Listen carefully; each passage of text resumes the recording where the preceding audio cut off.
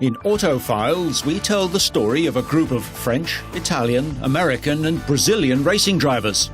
Maurice Trintignant, Harry Schell, Eugenio Castellotti, Luigi Musso and Nano da Silva Ramos, who all added to the colour and excitement of Grand Prix and sports car racing in the 1950s. Frenchman Maurice Trintignant was born in 1917 and began racing in 1938.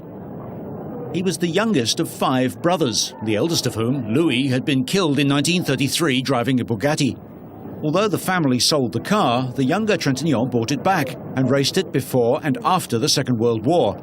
He was lucky to recover from an enormous crash in a support race to the 1948 Swiss Grand Prix. In a coma for 8 days and pronounced dead, he was nursed back to health and returned to racing with French Marc Gordini the following year. He had success in non-championship races, but only scored 2 points in the World Championship until 1954. That year, Trintignant made a bold decision, leaving Gordini and joining Ferrari. He was second in the Belgian Grand Prix at Spa and third in the German Grand Prix at the Nürburgring. In addition, he won the 1954 Le Mans 24-hour, sharing a Ferrari with Froilan Gonzalez. And there were more top 6 places during the 1954 Grand Prix season. In 1955, he managed the unusual feat of sharing both second and third places in Argentina, achieved by swapping cars, which was possible in those days. A highlight was winning the Monaco Grand Prix for Ferrari. All the Mercedes drivers retired, and Alberto Ascari crashed his Lancia into the sea, but nevertheless it was a steady drive to victory for Trintignant. However, Trintignant's successes didn't satisfy him, so at the end of 1955 he left Ferrari to join Vanwall. The British team was still developing its cars and Trintignant wasn't able to finish a race. He was equally disappointed with a one-off drive in the last racing Bugatti at Reims in the 1956 French Grand Prix. There was the occasional drive for Ferrari in 1957. He scored a 5th at Monaco and a 4th at Aintree in the British Grand Prix, sharing the car with Peter Collins. In 1958, at 40 years of age, Maurice Trintignant won the Monaco Grand Prix again, this time in the Rob Walker Cooper. He made the change to rear-engined cars with ease. He was third behind Roy Salvadori and Tony Brooks in the German Grand Prix at Avus in Berlin. Maurice was 4th in the 1955 championship, 7th in 58 and 5th after a very competitive year in 59, scoring in 5 races, including a 2nd place in the US Grand Prix at Sebring. 1959 also brought him a 2nd place as part of the Aston Martin team at Le Mans. He was popular with his fellow drivers and the crowds. He replaced Stirling Moss in 1962 after Stirling's Spa crash and drove for various team managers including Reg Parnell and Rob Walker. In his last year of competition, Trintignant ran his own team with a BRM V8 and scored his final World Championship point, aged 47, in the 1964 German Grand Prix. His last race was at Le Mans with a GT40. After his retirement, he returned to a quiet life as a wine grower in a small town close to Nîmes in France. In his later years, Trintignant became the mayor of the town, and he died in February 2005 at the age of 87.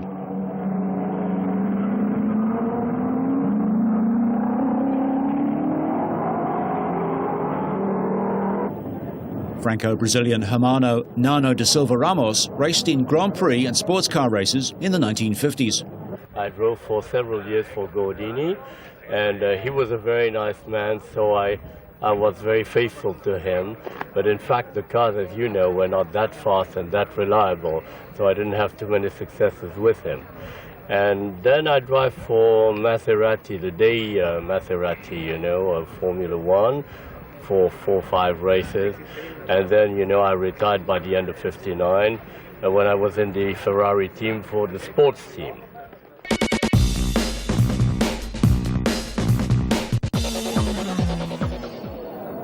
Another interesting driver of the time was French-born American Harry Schell. He was born in France. His mother was American. Then they went to America before the war, and they were caught by the war in America. And I think his mother had all of her cars with her. You know, she had a team of racing cars, and they were caught in America during the war, and they started racing there. And then he joined the American Army, and he came back to France after the war, and he started racing in Europe. Harry's wealthy mother Lucy had her own racing team, Écurie Bleue, in the 1930s and 40s. Her money had come from her father, who built the New York subway. Harry started racing in 1949. Great determination saw this 6'4" driver squeeze himself into a 500 Cooper or a 4.5-litre Talbot. He even competed at Monaco in a Cooper in 1100cc form. He crashed, but in his second World Championship race, the Swiss Grand Prix, he tried the big Talbot, a very different sort of car. He finished in 8th place. Over the next 4 years, Harry Schell raced mainly in Maseratis. He was 6th in the Argentine Grand Prix in both 1954 and 55. In non-championship races, he was more competitive and more successful.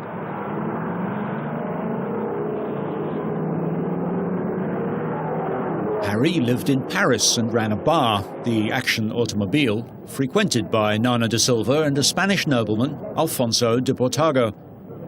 Well, he had the Action Automobile bar, which was in close to the Étoile, and was a place where we all gathered together for a drink every day. That was the place where we all decided to what we were doing for the next week and what was going on. It was a very nice bar. Harry Schell joined Van Wall at the end of 1955. There were many retirements and only one 4th place at Spa to show for it. It was an important move for his career, and he drove hard, particularly against the Ferraris at Reims in the 1956 French Grand Prix.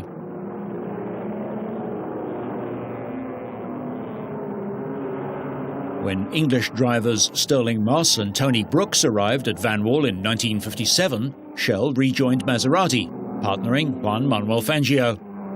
He finished in the points 4 times, with a 3rd in Pescara in Italy and a 4th in Argentina. There were also some effective sports car performances, but he was lucky to escape injury when his Maserati caught fire in Caracas in Venezuela at the end of the year. In 1958, Harry and Frenchman Jean Béra joined BRM. Béra won with the front-engine P25 in Cannes when Harry retired, and they finished 1st and 2nd in the International Trophy at Silverstone against poor opposition at the end of the season.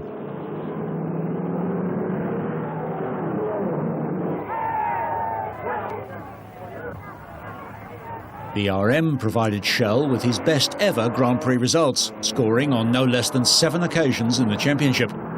There was a fine 2nd at Zandvoort in the Dutch Grand Prix, and at Silverstone he fought hard for 5th place in the British Grand Prix. While Béra moved on, Harry stayed at BRM for 1959. The car, however, was not as competitive. Harry was a larger-than-life character, but he now had racing experience to back it up.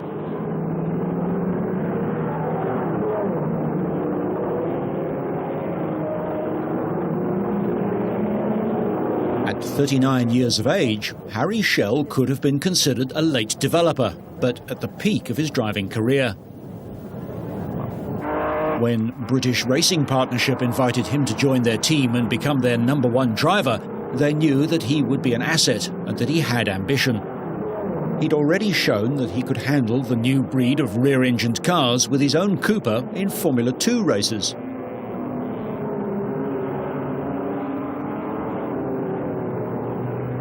The non-championship events appeared to underline his potential, but on May the 13th, 1960, practicing for the International Trophy at Silverstone, Harry Schell was killed. On a wet track at Abbey Curve, he lost control and banged his head, breaking his neck.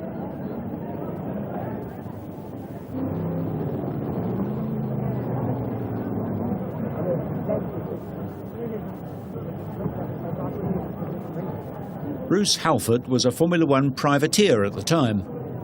Harry Schell was terrific. a real funster.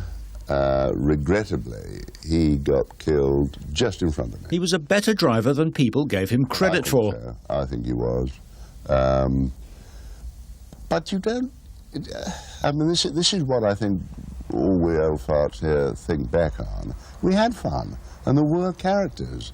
I'm not at all sure that there are anymore. He was always having fun, always joking with everybody, and everybody loved him. And he was a good driver too, and he,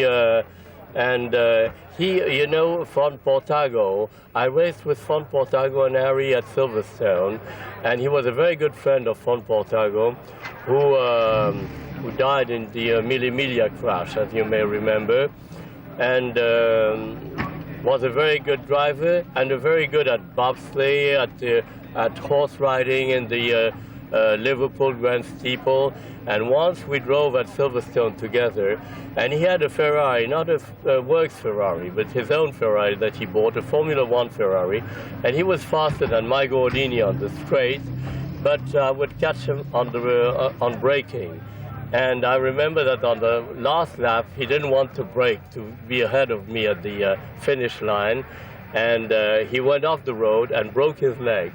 And with Harry, we took him back to Paris, and when we arrived in Paris, his apartment was empty because his wife, she was American, had left with the 2 kids, and she went back to America.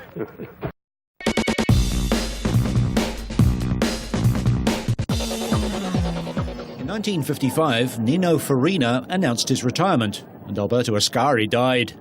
Who would be the next great Italian racing drivers? 2 talents emerged. Eugenio Castellotti and Luigi Musso. Both blossomed, but neither really bloomed. The younger of the 2 was Castellotti. He was a country gentleman from the town of Lodi, not far from Milan, and was encouraged by a local sponsor from the age of 20, buying a Ferrari sports car. He finished second at Monaco in 1952 in the sports car race, and this encouraged Lancia to sign him up to drive their new Formula One car in 1954. He also finished 4th in the Mexican Carrera Panamericana long-distance road race in 1953. The 54 season promised a great deal for the young driver. The Vittorio Jano-designed D50 Lancia was late arriving, and so 1954 saw Castellotti have a few sports car drives but little else. He did a lot of testing, however, and in 1955, in a handful of races, he was recognized as a coming man. Second place at Monaco in 1955 to Maurice Trintignant underlined his own confidence. Ascari died at Monza, driving Castellotti's car, wearing Castellotti's helmet. Not surprisingly, Eugenio was one of the pallbearers at Alberto's funeral in Milan on the 28th of May. With Ascari's death and Villaresi's retirement, Castellotti was Lancia's only driver at Spa, where he took pole position but retired from the race.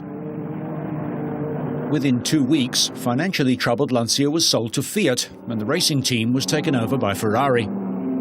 With more drivers than cars at Ferrari, Castellotti concentrated on sports cars, winning the Sebring 12 Hours.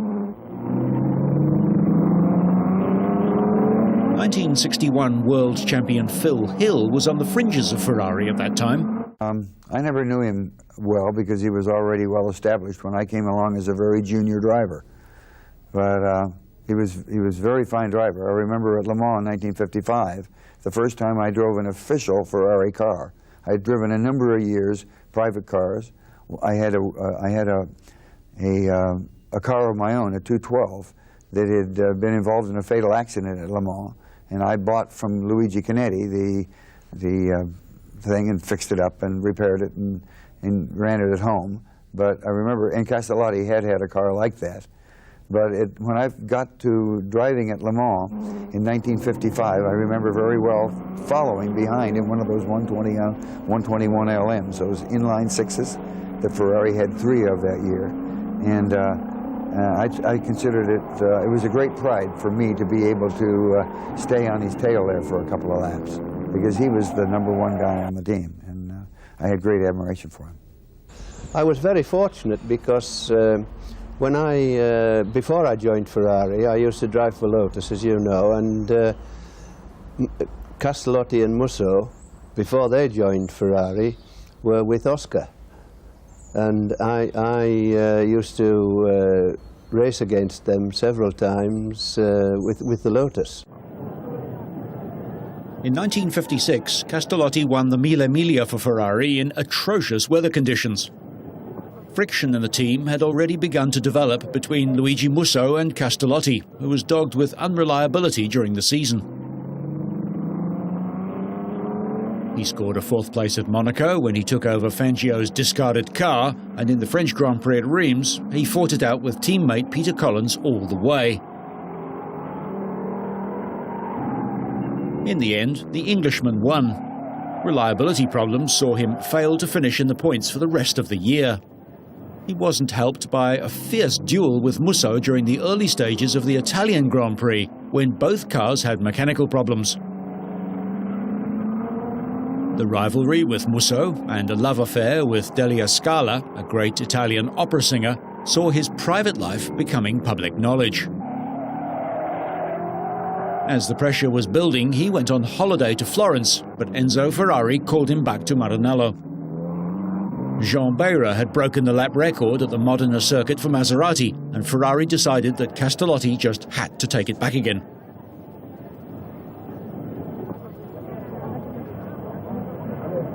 He crashed fatally, and the accident robbed Italy of a still developing talent before his 27th birthday.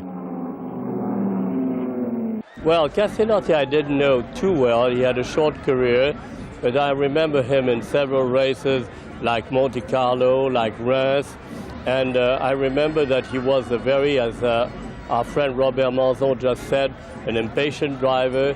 Was a very, very good talent. He was a lot of charm, a very charming man, like all the drivers of the old times, but a little too ambitious, maybe. Enzo Ferrari always put pressure on his drivers, and both Castellotti and Musso were ambitious. Absolutely. Well, you know, I have a lot of respect for Ferrari, but he always put a lot of pressure on his drivers. And he did on Castellotti, he did on Musso, he did on Peter Collins, who probably died too because of Ferrari's impatience. And that was how the old man was, and you couldn't help it, and everybody felt that pressure. Enzo Ferrari was both loved and loathed. Absolutely, exactly. I remember that one of the first races I drove for him, I went off the road, and he called me to Modena, and he let me wait 2 hours before he received me, and he told me, Nano, I told Farina, who was a world champion, 2 things that I'm going to tell you. First, you stay on the road. Second, you go fast. And then the next race I drove in Spa, I won in Spa, and he sent me a cable with his congratulations. What was it like being a Ferrari driver? England's Cliff Allison drove in 1959 and the early part of 1960 for the Scuderia. Well, I think I can't speak for personally about that because I never got the pressure, because I joined in 59 and I had a full year racing in 59, and I was just getting going nicely in 1960, and then of course I had the accident at Monte Carlo.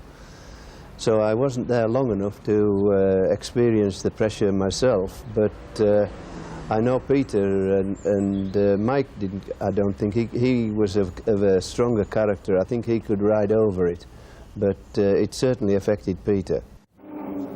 Luigi Musso was 6 years older than Eugenio Castellotti, and he came from a wealthy Roman family. He started with sports car races, including a class win in the Mille Miglia. More sports car events followed, but his breakthrough came with Maserati, second in the 1954 Spanish Grand Prix. He won the non-championship Pescara Grand Prix when Beira fell back with exhaust problems and Mossa retired from the lead.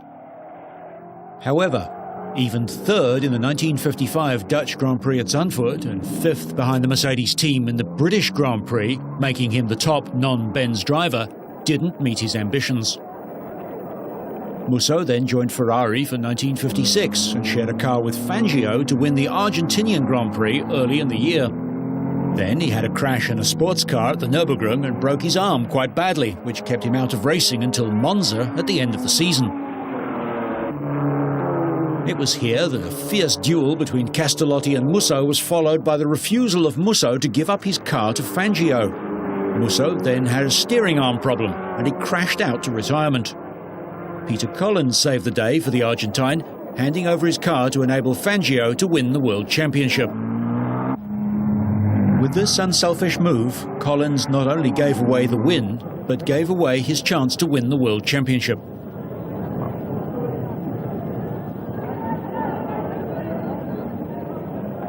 Musso was proud, patriotic, and like most racing drivers, he had tremendous belief in his own ability. Unfortunately, he made his conceit more obvious than some, and fed by Ferrari's delight in creating rivalry within the team, he became very unpopular.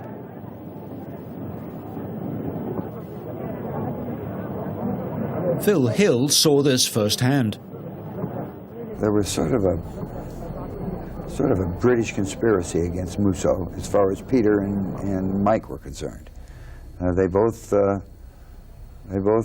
sort of dug their heels in when it came to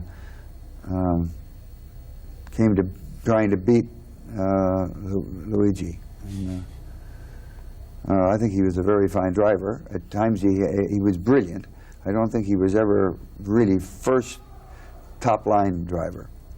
But he did, like in the 500-mile race at Monza, in qualifying, he really got the bit between his teeth and did a tremendous job in that big 4.1-liter Ferrari, and got the pole position against all the Indy cars and everything.